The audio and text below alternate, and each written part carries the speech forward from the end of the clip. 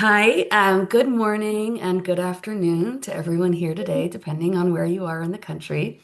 Thanks so much for joining us. I'm Caroline Nagy, and I work on housing policy at Americans for Financial Reform Education Fund. And I'm really thrilled to be joined by a wonderful panel today, which includes New York City Housing Commissioner Dina Levy, Zoe Middleton of the Union of Concerned Scientists, and Eric Nagano of the Little Tokyo Service Center in LA. In terms of housekeeping, we're going to be speaking to, I'll be speaking to the panelists first individually, and then we're going to bring everybody together for an audience Q&A. And you can use the Q&A function at the bottom of the Zoom panel to submit questions. So, as many of you know, we've spent the past year and a half organizing the Equitable and Just Insurance Initiative, which is a diverse and growing network of advocates, organizers, and subject matter experts who are working on housing and community development policy, consumer protection, and environmental, climate, and racial justice. We aim to develop solutions that can guide community leaders and policy advocates working together to address the insurance crisis, including its root causes. While the issue of availability and affordability for single-family home insurance has received significant amounts of attention, this issue is also causing dramatic impacts on rental housing, which is home to over 100 million people in this country, or 35% of the US population. We're also going to discuss subsidized affordable rental housing, which is a smaller part of the US housing market, but absolute with just over 5 million units nationally, but absolutely indispensable and irreplaceable housing that they provide to millions of US families and individuals who do not have the financial resources to afford market rate housing.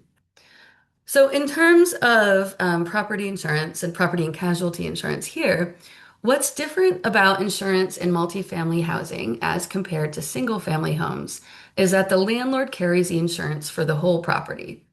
And yes, renters can individually opt for renter's insurance, which covers belongings and emergency relocation expenses. But for today's webinar, we're going to be focused on insuring the whole building. So, what's going on with rental housing? So between 2019 and 2024, that's a period of 5 years, multifamily buildings in the US on average experienced more than a 75% increase in property insurance costs. And we've seen affordable housing providers see even higher increases. One recent study of New York State affordable housing providers saw over 110% increases since 2017. In general, landlords pass these cost increases onto their renters in the form of higher rents, which exacerbates our national rental affordability crisis. However, in rent-stabilized apartments and subsidized affordable housing, landlords cannot simply pass the increased costs on to their tenants, who frankly couldn't afford to pay it generally anyway. And as a result, increased insurance costs put increased stress on a building's operating expenses and their continued ability to remain solvent at a time when nationally, affordable housing providers are struggling. For example, in New York State currently, over half of affordable housing providers are currently running deficits. These pressures also place strain on new construction of affordable housing, as the steep increases in insurance costs can render new developments infeasible. And another difference with multifamily housing insurance is that casualty insurance plays a much more prominent role than it does for single family homeowners. Casualty insurance covers legal liabilities to lawsuits, and it costs more in multifamily landlords because there's more people in the building. So why are costs going up? Well, first we know climate change is driving more severe and frequent disasters and higher recovery costs. But we know that this is only one piece of the puzzle. We're also seeing um, increasing costs of repairs, also referred to as replacement costs in the multifamily sector. And here we've got high interest rates, increased transportation costs due to gas prices, tariffs, and higher labor costs due to immigration enforcement. All of these are factoring in here. Another thing that we've seen in terms of the property insurance industry is incredible profits overall over the last few years. And these profits are buoyed by massive investment returns that insurers make when they take premiums and invest it in their investment portfolios. In addition, we've seen higher, on the underwriting side, we're also seeing historically low loss ratios, which means that insurers are paying less for claims as a percentage of the premiums received, and also higher rates of denied claims nationally, a trend that's been accelerating for the past 2 years. And finally, there's still a lot that we just don't know beyond statewide loss ratios and high profitability. One of our biggest challenges is the lack of granular data from the insurance industry, which we will get into later. Finally, we are hearing reports of questionable fair housing practices on the part of insurers when they refuse to insure affordable housing providers on the basis of having tenants with Section 8 vouchers living there, as well as the use of opaque crime scores to determine insurance rates, all of which seem to attempt to increase insurance rates based on the characteristics of the people who live there rather than the risk profile of the building. As you can see, we have a complicated set of issues impacting an extremely important part of our housing supply. And, with affordable housing, the stakes are very high given the lack of affordable housing alternatives today. Fortunately, we're joined today by a team of experts from across the country to help us understand what is happening. So first, I'd like to introduce Dina Levy, Commissioner of the New York City Department of Housing Preservation and Development. As commissioner, Dina oversees all aspects of the New York City Department of Housing Preservation and Development and leads the agency's work across every division to advance the city's mission of ensuring quality, affordable housing and strengthening the diversity and resilience of New York neighborhoods.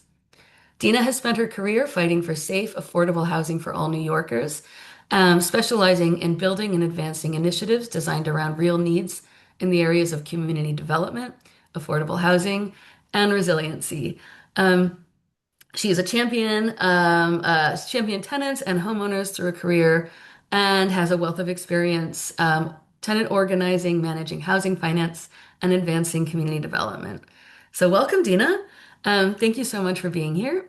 We've received a lot of attention and interest in New York City's novel approach to providing more affordable insurance options to affordable and rent stabilized apartments through a city insurance program that aims to reduce premiums for approximately 100,000 homes by 2030. So, welcome, Dina. Can you tell us a bit more about your pilot and how did you decide on this intervention? Yeah. So first of all, thank you for having me, Carolyn. It's good to see you. So like you've already said, right, this is becoming insurance, maybe the single most challenging issue for preservation of the existing affordable housing stock. And as you said, it's both our subsidized stock, for which we have hundreds of thousands of units that we financed over the years, as well as our rent stabilized stock, which we still have also several hundred thousands of units of privately owned but regulated rent stabilized housing. And we need to preserve all of it, right? I mean, whatever we're going to build in New York City is great, but we need to preserve the housing we already have. And I would say chew ahead. Every landlord we meet with, whether they're working with us directly or whether we're just talking with tenants in these buildings, insurance is clearly the number one driver of instability in these markets. And I'm just going to mention that, you shared some numbers, but our own analysis shows that since 2018, there's been a 200% increase in premiums for multifamily landlords, particularly hard hit in places like the Bronx, where rents just generally tend to be a little bit lower. You've now got, in some cases, monthly premiums outpacing actual rent, so that the entire amount of rent doesn't even cover the premiums that some landlords are being charged. So it's a huge, huge issue. So to your question, why? How did we decide? Right? It's clear there's like an imperative here. It's not really an option not to address this if we are to preserve our housing stock. So very early on in Mayor Mamdani's administration, a working group of across the different agencies got together, started to talk about like what could be done here. And it was clear there was a real political will to come up with some type of government-backed intervention that could help not only stop the bleeding, but drive down these premiums. Thank you. Yeah, that it sounds like a fairly existential question. Can you tell me about some case examples that you considered in program design? Yeah, so I want to be clear about where we are in the life cycle of this project. So again, the idea here is that we, through the mayor's commitment, have $100 million with which to come up with a vehicle or a program, or it could be more than one, that we think will create this significant savings. I can't recall if you said it, but the goal here is to have premiums reduced by between 20 and 30% in whatever entity we end up funding, or entities we will end up funding. And so the way we've sort of approached that is, we hired first a consultant to help us with actuarial tables and to sort of understand what the pressures are and how the market is functioning. And then we've gone out to market with a competitive request for proposals in which we are asking the respondents to tell us, right, how would you use some or all of this investment to achieve the cost savings at the scale that I've already mentioned? Over certainly the next year, we're looking for about 20,000 units to be incorporated. And then by 2030, we want to get to that 100,000 unit number. We are still in the process of evaluating those respondents. And so, right, we didn't really sort of limit it to like, we're only looking for this or we're only looking for that. We had sort of a sense of the types of, and the RFP was structured in a way so that we had a sense of the type of vehicles or programs that would be applying. And I think now the question is, right, we're moving through the process of deciding whether it will be one initiative or two initiatives to sort of, have some competition. However it lands, our funding will be used very directly to lower it. I think you touched on this, to lower the cost of the investment capital that supports whatever this insurance program will be. We will be creating a not-for-profit organization that will Mm. retain governance control in the program or in the vehicle that we end up funding. But we will be doing this investment for like a long term. And I'm happy to talk more about the machinations of how we see it working, but almost regardless of who's responding to the RFP, we understand that our funding is going to sit as sort of a backstop to a program or a vehicle. And because our funding is much lower cost than what you typically see as investors in the sort of capital stack of an insurance program, I Mm. believe that's how we'll be able to achieve not only the savings, but also the sort of ongoing nature of it. So, right, there's potential for that initial investment of $100 million to grow, to earn money through our own lower cost interest or through just doing better in terms of claims, so that there would Mm. be some amount of reinvestment back into our fund so that we could get to a larger pool of buildings. Well, thanks yeah, thanks, Dina. That's a really, yeah, this is a very exciting program, and I understand still kind of in the birthing development process as you work to land partners and structure the funds. Are there any other considerations or thoughts as you're kind of bringing this to what will ultimately be a working city-backed insurance program that is administered through a private insurer? Yeah, I mean, I think, right, just at a general level, I think it is very exciting, right, that we're putting this forward again so early in the mayor's tenure here. We have like all the agencies in the city collaborating on this.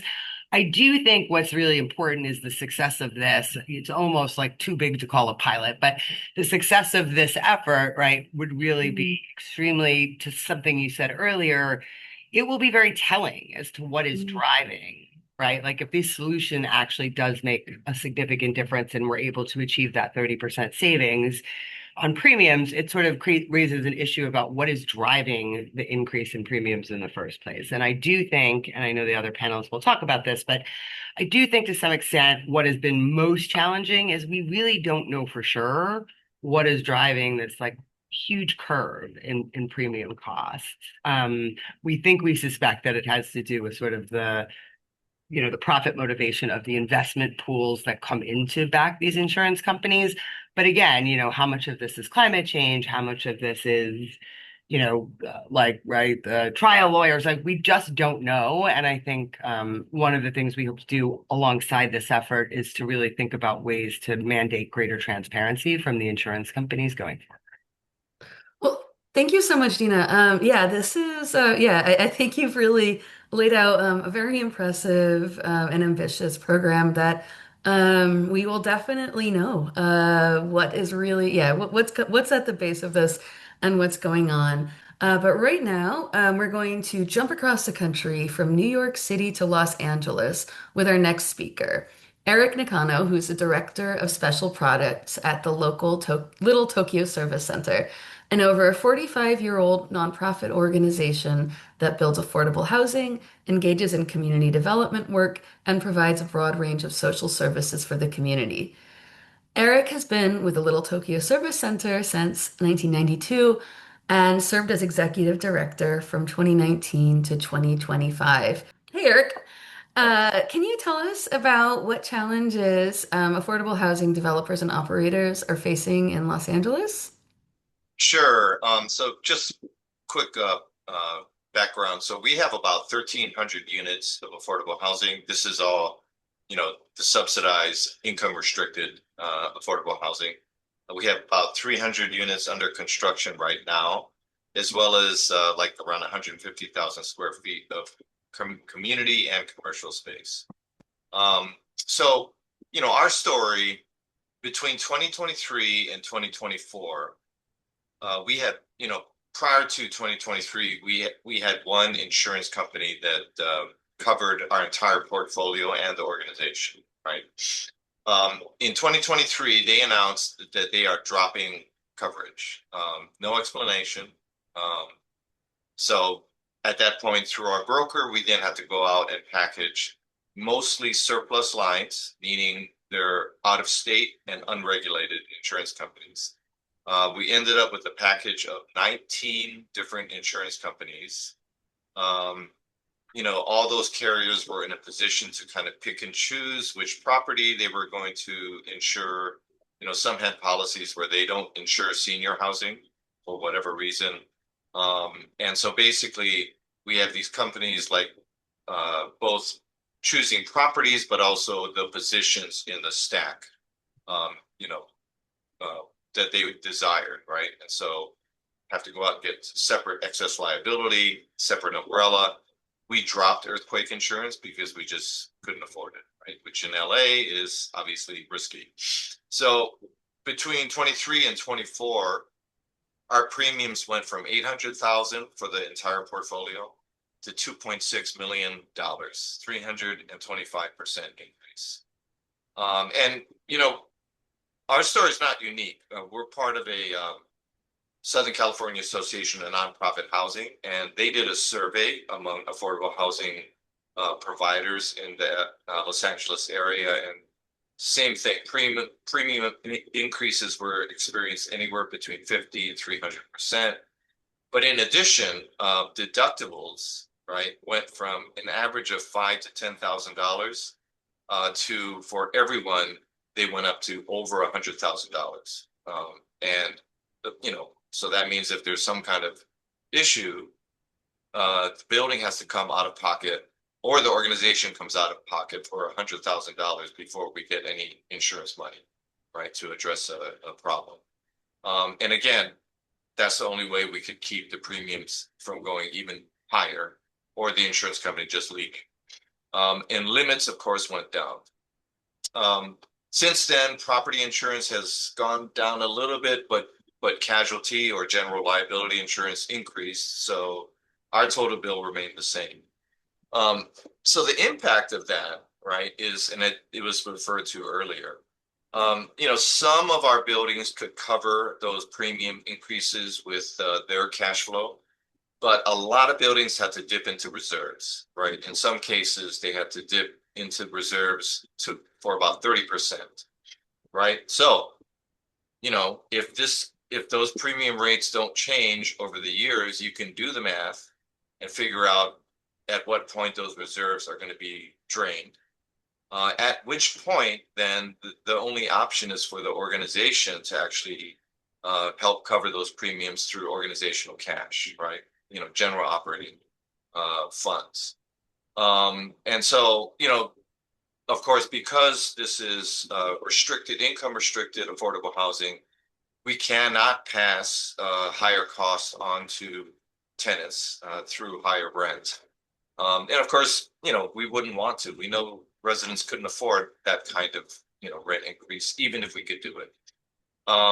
Another tactic we used is to lower total insured value as a way to kind of keep premiums down. But again, that's a risk because if there is a total loss, we know that that total insured value is not going to be nearly enough to rebuild. So, I think it is truly an existential crisis for affordable housing. In California, the state, the county, the city has been investing billions of dollars in building new affordable housing to address the homelessness crisis and affordable housing crisis.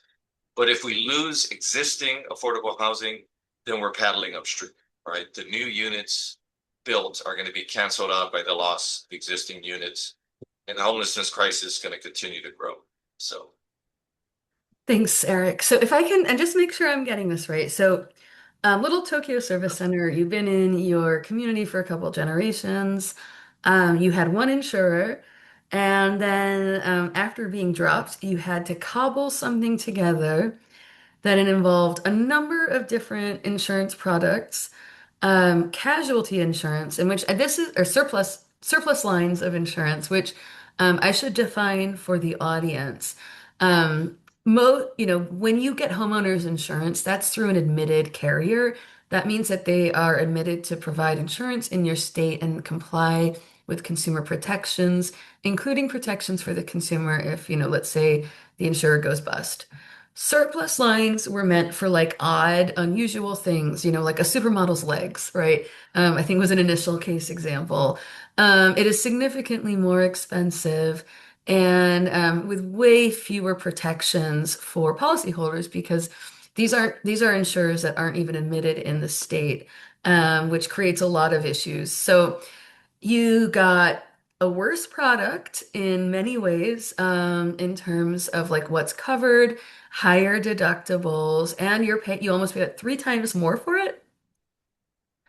yeah, basically. Okay, sorry. I know you said that. I just felt like I needed to repeat that for the audience because, yeah, I mean, I think right now so much of our housing discourse is really centered around how do we build more housing, and you're right. We have so much housing that's already been built, and especially where there's housing, that's affordable for low-income folks, like so important to keep. Um, can you tell me a bit about what policy solutions you're advocating for? Sure. So, on the advocacy front, which, obviously when this price shock happened, we realized we had to get active, not only trying to figure out, specific solutions for our portfolio, but to get involved to, join others to push for larger structural reforms, because obviously, this situation is not sustainable and it's not unique to us, right? So, part of that was we got involved with the uh, EJII initiative. And we're working with both regional as well as statewide working groups. One of them is Enterprise Community Partners, has been running a statewide group. And then another organization called Rise Economy has been looking at the issue. So, the main issues is one is transparency that, again, I think was mentioned. We can't really formulate strong solutions without knowing how and why the insurance industry makes decisions on dropping coverage, pricing premiums, and establishing deductible and limits, which of course they're totally non-transparent. And so like as I mentioned, when the insurance company dropped us, there was no explanation. They just left. Um, of course, the general complaint from insurance is that they have to deal with losses as a result of climate change disasters, right? But for us, all of our projects are urban. right? They are not anywhere near wildfire zones. And so, and in addition, like in our case, the premium hikes or the fact that the insurance company dropped us really doesn't make any sense from a actuarial underwriting standpoint because our 10-year loss ratio was 7%, which is really low. And yet, our main insurance company walked out the door in 2023. So obviously we suspect that there is discriminatory, essentially redlining happening with affordable housing, that insurance companies have the perception and likely no data that low income people are present high risk. Um, and so, that is also implicitly racist, of course, because we build, affordable housing mostly in communities of color. And so we supported legislation that was advanced in the state for the Department of Insurance to conduct a study specific to affordable housing to be able to, again, get data and get the insurance companies to provide information about how they make decisions and on what basis they decide to drop coverage or raise premiums and that type of thing. Um, there is, in addition, there's legislation to explore alternative structures, and I am really, really curious and anxiously awaiting more to hear from what's going on in New York City. In California, there was one piece of legislation that we supported to authorize the creation of what's called joint powers authority that could include non-governmental entities such as affordable housing operators. Joint powers authority are state structures that provide self-insurance for governmental agencies. So, for instance, in California, water districts are self-insure through a joint powers authority structure, and as do housing authorities in the state. So, that's, an idea to explore is could we set up a joint powers authority that could then provide self-insurance for affordable housing operators in the state. So, this bill just authorizes that. We don't know if that's really going to work, but at least if it's authorized, then there will be a process that can engage us and other affordable housing operators to kind of figure out what makes sense and what's going to work. And then finally, there's legislation right now to create a pot of money to provide technical assistance to affordable housing providers to explore alternatives, right? So for us, we recently joined a captive, which is a group self-insurance,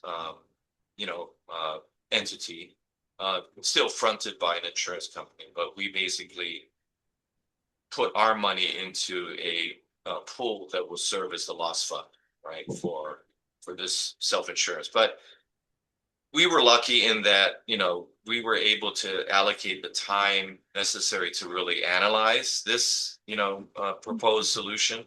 A lot of nonprofits just do not have that. And so this idea of providing technical assistance is to enable nonprofits to be able to really look at the benefits and the risk reward of different alternative structures to help them make the best decisions possible. So. Well, thanks. That's a really, yeah, you've clearly, I mean, I think, you can see just how essential this issue, existential even this issue is. I mean, you clearly are, yeah, we're leaving no stones unturned here in the search for lower premiums. I'd say in addition, it sounds like, some self-insurance going on. There are some, state-run insurance programs and actually a national association, I believe, of state-run insurance programs, coming from the progressive era, and the start of workers' comp. So there's a lot there. And I'll also say, Eric has been a wonderful member of the Equitable and Just Insurance Initiative. We actually have on our website a model data disclosure bill that I'm hoping one of my colleagues will share shortly in the chat. As an example of the kind of bill to get some transparency at the state level. But for right now, we're going to say thank you to Eric. We'll see you in a few more minutes. And we're going to shift over to Houston, Texas, to hear from Zoe Middleton, who is the Associate Policy Director for Just Climate Resilience at the Union of Concerned Scientists, where her work focuses on policy responses to the overlapping housing and climate crises.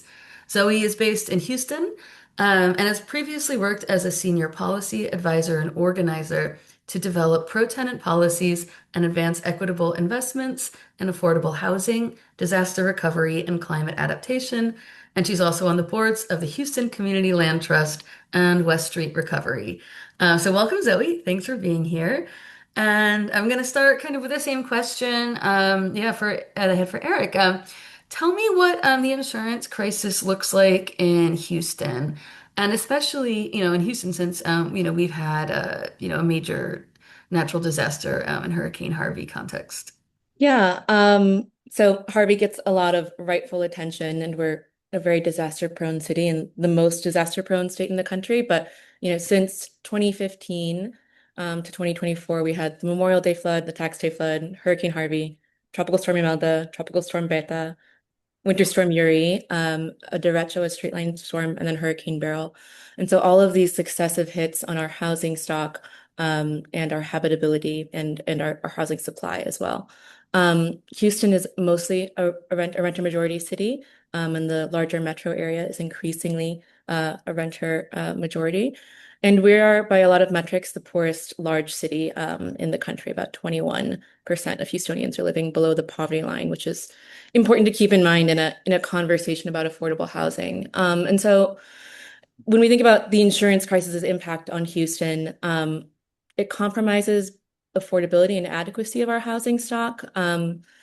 We have this reputation of being kind of like a nominal, and like we're allegedly like a very affordable city in terms of like Sunbelt affordability, but that's all pretty nominal and relative, especially if you're only looking at rent data and mortgage data.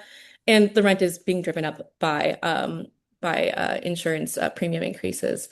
So it makes it harder for us to maintain our affordability, for us to enhance the resilience of our existing subsidized stock and of our market rate stock, which is really kind of the bedrock of that nominal and relative affordability. And it's not in the best shape. It's aging, it's exposed to multiple extreme weather events, but it is a foothold for a lot of people. And it also drives evictions, right? So we have very, very poor state protections and state policy, weak state policy around tenant protections.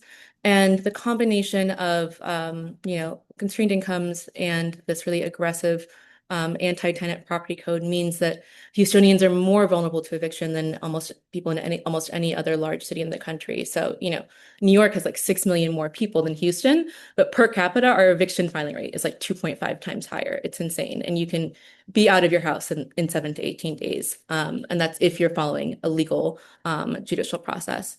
And so the crisis in the rental stock is extraordinary, and it's like this disproportionate impact. Obviously, we all know that Black women and Latino women are most impacted by eviction, and if you have children, are the single most often evicted group of people. So we talk about the existential crisis in the stock, right? But the existential crisis to families and to individuals throughout the city is really extraordinary as well. And then I'll say like the crisis in the rental market in terms of insurance is separate but not unrelated from the crisis in owner-occupied insurance, because we see that like rising premiums are causing foreclosures, and in a city where you don't have enough affordable housing, that is forcing people into rentership, right?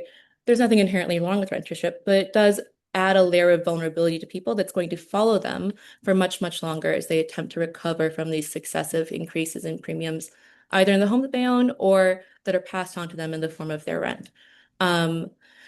So I'll also say that we are seeing a lot more surplus line activity. Our surplus markets are growing as well. And we have not, as a state in the state regulatory environment, haven't revisited like the capital reserve requirements of surplus, that thing that you can say you're going to fall back on, haven't revisited it since 2013, despite enormous growth in this market.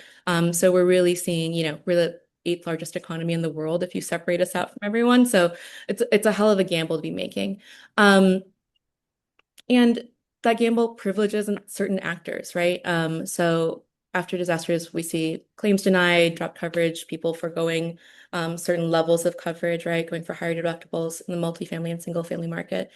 And there are only a handful of types of actors that are able to absorb and react to the skyrocketing insurance premium costs. And that's, we're a very large investor-owned market for housing here in the Sun Belt, and especially in Houston. And so we see both big and small investors in single-family build-to-rent and in multifamily rental housing really coming to the fore.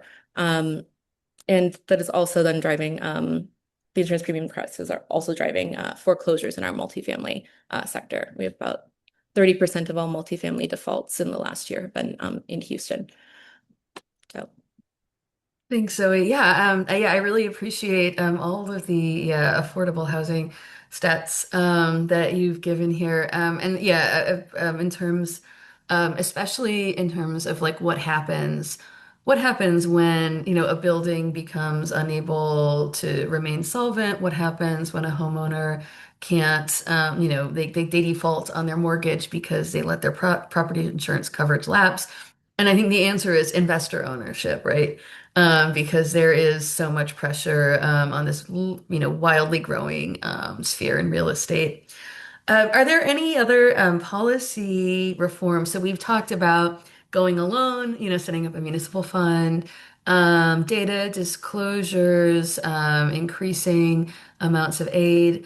Any other policy interventions that you'd like to highlight? yeah, I mean, I think we have seen some success stories. I don't want to gloss over some of like the good partnership that's existed, right? We have seen success stories in loss prevention partnership, but mitigating the risk for people, which insurers claim is what's driving, right? Increased costs and increased premiums, and then increased rents. That is only possible through data disclosure and through strong regulatory frameworks. And so for me, like seeing loss prevention partnerships honored and funded for, a sector of the housing market that doesn't have the financial capacity to enact some of this home hardening, multifamily hardening, what have you, could be really impactful and could preserve the stock for the long run. So the stuff that we do build new is able to actually make a meaningful difference. Thank you. Yeah, I have so many thoughts. And so I think let's bring the whole panel back because now we have just enough time to get into the question and answer session. And I would just say, we have 100 folks here on an afternoon or West Coast late morning listening to people talk about multifamily insurance products. So I think that is a testament to just what an important issue and how salient it is for folks. And I'm actually going to start. We've been keeping tabs on the questions submitted from the audience since we started, and it's clear we actually have quite a few affordable housing operators here today. So welcome, thank you. I'm going to start with some of those questions. So. Here's a question about federal funding. So agencies that get Section 802 or 811 funding, this is different streams of federal funding that comes through HUD. Are they able to request operating income increases from HUD? And I actually think like not just HUD, but let's broaden this to state affordable housing agencies. Um, Eric, I see that you're unmuted. Do you want to take a stab at this first in terms of where can you get more money? Is the government bailing you out? Is the state bailing you out? So they're referring to section, I think, 202, which is senior subsidized housing, and 811, which is disabled subsidized housing. And in both those cases, HUD provides rental subsidy, and then you charge rent, and then HUD comes in to ensure that the resident only pays 30% of their income for that rent, and then the building collects the rest. Yes, those properties can request higher rents from HUD, but it's basically there is a limit, and the limit is what they determine to be the fair market rent for that area. The problem, of course, is that most of our Section 202 and 811 buildings were already at or near the fair market rent limit anyway, when those insurance premiums, hit. So, that wasn't really an option to get more, operating cash to pay those insurance bills. Thanks. Anyone else want to weigh in on getting more support from the government and for operating costs? Easy, difficult? Dina's just laughing at me. I'll take it as a Right, like the administration that we're in at this current moment, it does not strike me that this is going to be something that we can count on heavily at the federal government level. I do think what, Eric was just saying is true. There is Section 8, and Section 8 can be augmented to sometimes address rising costs, but that is not a budget-based program. It is a FMR-driven program, as he said. And so at some point you will reach 100 or whatever the threshold is, 110% FMR. Insurance just keeps rising. Eventually you're out of whack again. So it would be good if we had a federal government or like a federal housing agency that was thinking about these kinds of things right now. I have not seen much. I could have missed it, but I've not seen much of by way of proposals or even recognition of the challenge coming out. Thanks. Yeah, Dina, I think that's an accurate assessment. Some of the things that we have seen from the Trump administration have been more sidelining the Federal Insurance Office, and reducing information, climate data and information sources, cutting, a lot of resources that folks need. Um, we have another question. What about fair plans? Can affordable housing providers, current and multifamily buildings currently access your state's fair plans? Are these a solution to help fill gaps in the market if they make changes? Yeah, I might defer also on this one too. We have not seen that as a path for the multifamily operators in the state. And we have had some folks here create like their own captive, and that's had some, modest success. There is a group insurance practice that exists here. There's actually an interesting one at my former employer. You have created a group insurance purchase for limited equity affordable cooperatives. So we've seen some innovation in the market here, but not really relief coming through the right. It's sort of a program of last resort. It's not really a mechanism to, at least in my experience, to significantly reduce costs. But maybe California has a different lens, or Texas.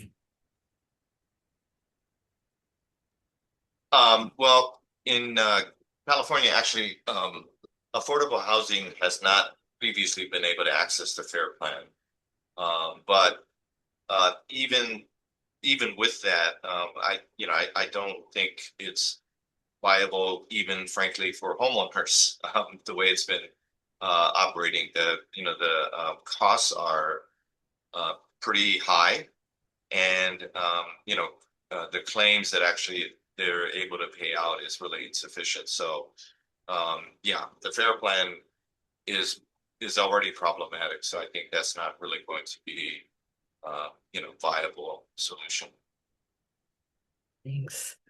Yeah, I think also for a study of when things go really, really wrong with fair plans, I can't recommend enough Bench Amsfeld's book, Born in Flames, which is all about how fair plans were abused in the Bronx and resulted in a lot of arson. Um, all right, Zoe, unless you have anything to say here, I'm going to pass on to our next question. Okay. Um, Our affordable multifamily owners and operators in Minnesota are being forced to get surplus lines insurance because they are deemed, quote, significantly risky just because they house people at a 60% AMI, with low-income people basically and lower. How do we prove and prevent this from happening? And I will say, I actually did a phone a friend with, the wonderful Doug from CFA, who I think might be here on today's call, just to get Doug Heller to get some suggestions here. And, I think one of, obviously, Eric, you just described having the same experience where you're forced onto surplus lines, but they didn't say because you're housing poor people, right? And it sounds like, maybe what's happening is that insurers have communicated disincentives to agents and brokers, saying, hey, don't put this stuff on our books. We don't want it. And so the brokers are doing something called frontline underwriting, which is like where you steer people away from the insurer without a formal underwriting guideline that would get them in trouble. So brokers like know that something is on the line, but they're not necessarily going to say it. And what we've heard is like if anyone has ever heard this, they need to document, formally document and provide a declaration that you've heard this. But any other thoughts on what to do about, I mean, it seems like, and this is another question actually I just see popping up. Is this discrimination? Is this greed? Or is this an accurate reflection, but unfortunate of how much risk costs these days?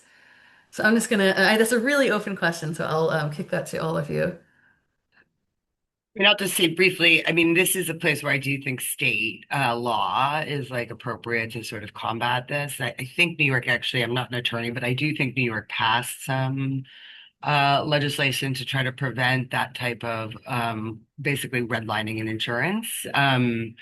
And I think there's probably more to do there. Again, it's sort of, there's always tricks and ways that like folks try to cover that so that it's hard to prove. But I do think, this is a place where not relying on the federal government, but looking to state legislatures to take action to sort of prevent this type of, overt discrimination has a lot of legs.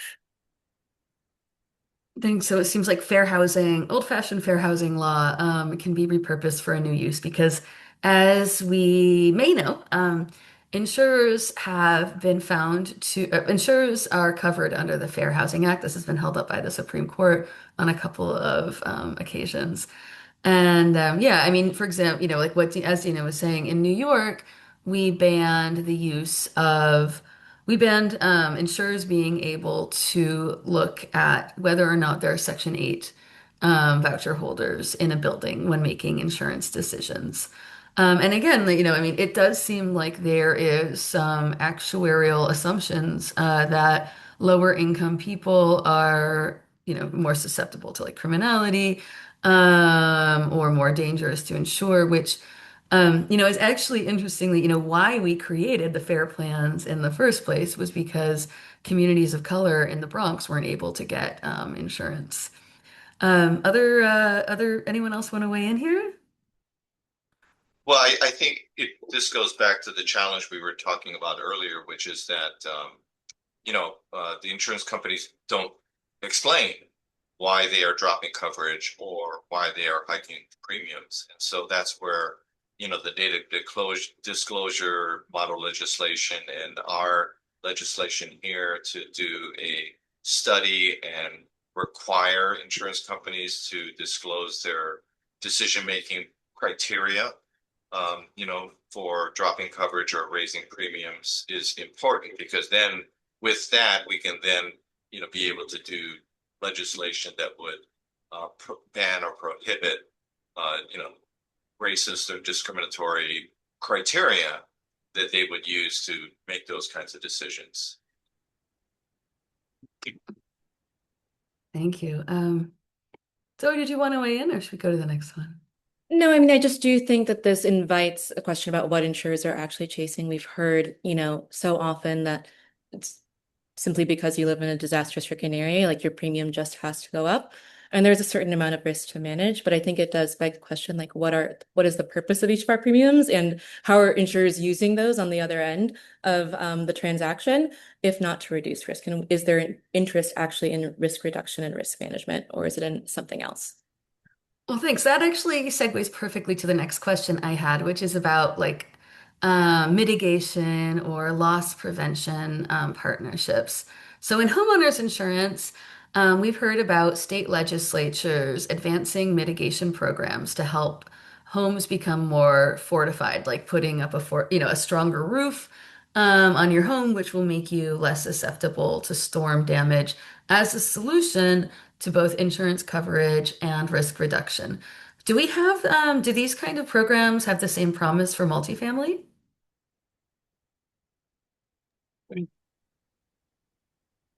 I didn't want to compete with Dina, but I will just say in a lot of places where we see home hardening programs as an insurance coverage response, they're not including or they're not funding multifamily home hardening. There is a fortified certification for multifamily. There are other home hardening things that you can do for multifamily. We're not seeing the funding sources from that on the public side, right, for affordable housing. And we're not seeing insurers clarify at a larger level what the interventions are for multifamily, be it, vegetation, someone mentioned vegetation management in the questions, other things like that, that could serve a purpose based on what your risk is and what your risk profile is. But that needs to be a commitment inside of the policy and inside of a loss prevention partnership, and it needs to be funded, funding stream. And right now we just don't see that in the affordable housing context. Dina?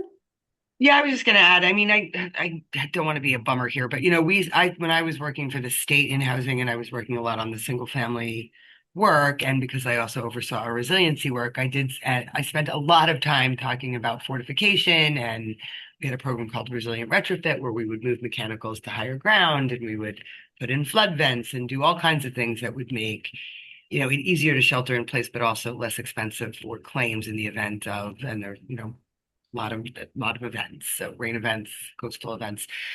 We did not find a real what's the right word?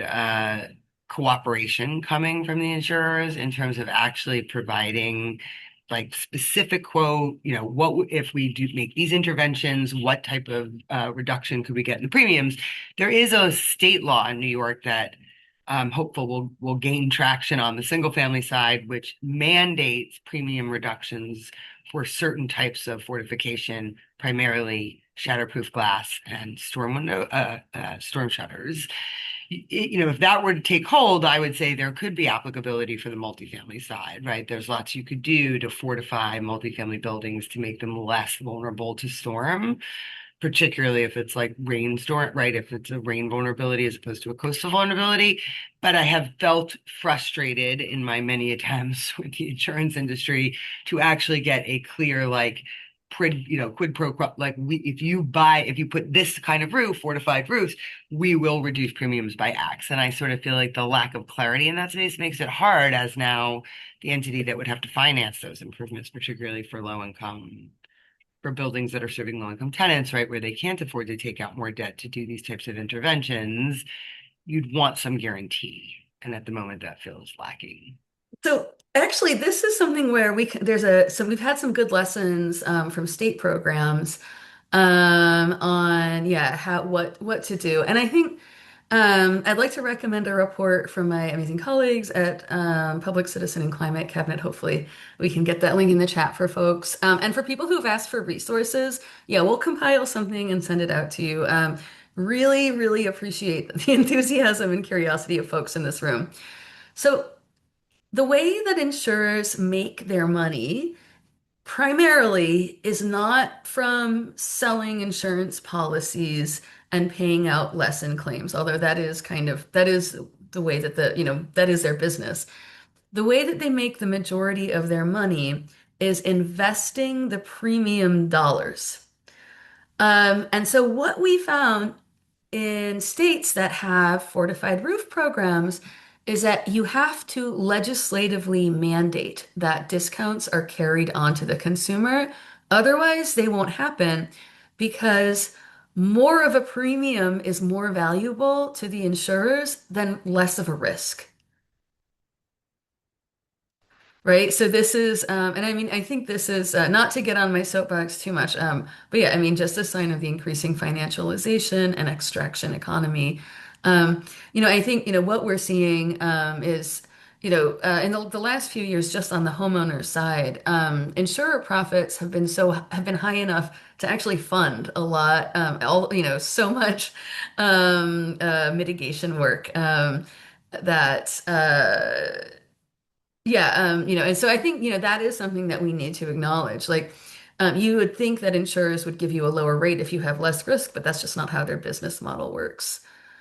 Um, let's see, we have time. Actually, yeah, thank you. Alex is there with yeah, the report on resilient home retrofit programs.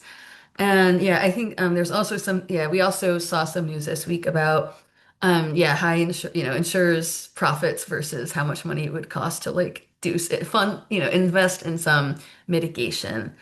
Um, yeah, we only have a few minutes left, so I'd like to actually give each of you a chance. Any parting thoughts, anything that you really want to get into this conversation? I'll start with Zoe. Yeah, I mean, might sound a little counterintuitive based on everything that I've just said in the last hour, but I mean, I'm not someone who thinks that insurance is the silver bullet, right? For all of this, there are plenty of different actors and levers and industries that need to be brought to bear to address our housing crisis, but insurance is, by some counts older than money, as a tool. And so it is foundational to, it's a tool that we need to be able to rely on to be able to use, and that clarity around practices, underwriting, discrimination, you know, um, willingness to enter into loss prevention partnerships is critical for us addressing the current crisis and staving off the next one. Thank you, Zoe. Dina or Eric, any last thoughts? This has been a really yeah, packed hour. Anything else you want to leave the audience with? No, thanks for having us. I think we didn't get to every question that was in the chat, so I'd be curious to see like what other sort of ideas or questions have been sparked here. So maybe you could gather those for us, Caroline. The only thing I would just say is I totally agree it is not the silver bullet, but it is actually the most challenging problem we have on the preservation side of the ledger right now. And again, I still feel uncertain as to why such a steep curve came into being so quickly, right? It just felt like a tidal wave, not to use a loaded term, but it really did feel sudden. And, again, there's a dark part of me that's like they all got together and colluded and said, today's the day, but that doesn't sound right. So I think there's more to do on understanding what has driven us to this place. And I think through the Americans Front, your organization is great at doing exactly this kind of thing. So keep at it and see if we can figure out like what exactly happened here. I think it's diagnostic is a key to solution. Yeah, I completely agree. I do think like the transparency or lack thereof is key because if we can get more data and more information about their decision making criteria, used by the insurance companies, then we can fashion reform and regulation that can kind of directly address that. But until we know what they're doing and why they're doing it, it's very difficult to to be able to kind of structure solutions. So yeah, completely agree. But yeah, thank you so much for doing this.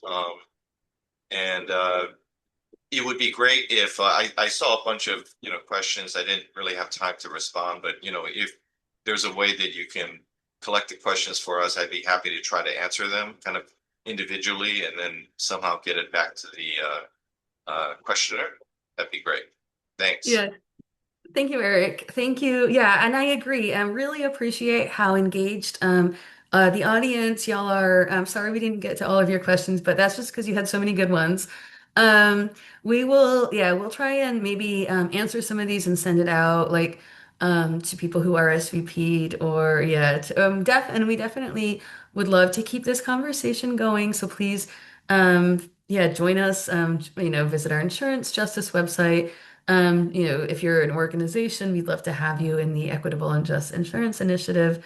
One more huge thanks to the panelists. And yeah, have a great afternoon, everybody. Thanks so much for spending your time talking insurance with us.